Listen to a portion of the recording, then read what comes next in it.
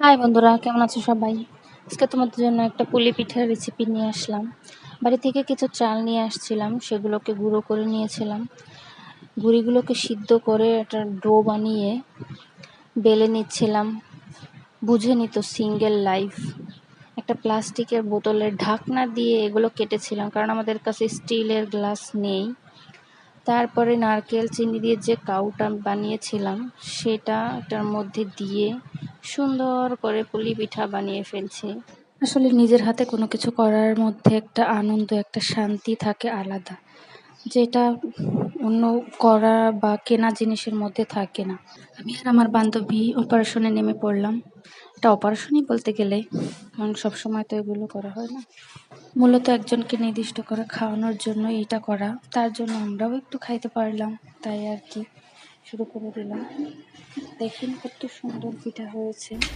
তারপরে শুরু হয়ে গেল ভাজাভাজি। সবগুলো ভাজি করে নিলাম সুন্দর করে লাল করে। তারপরে প্লেটের উপরে একটা টিস্যু দিয়ে নামিয়ে ফেললাম, কারণ টিস্যু দিলে তেলগুলো শুষে নেবে। দেখেন কত সুন্দর পিঠা হয়ে গেছে। আপনাদের সবার আমন্ত্রণ রইল পিঠা খাবার। আজকে এই পর্যন্তই। ভালো থাকেন সবাই, টাটা।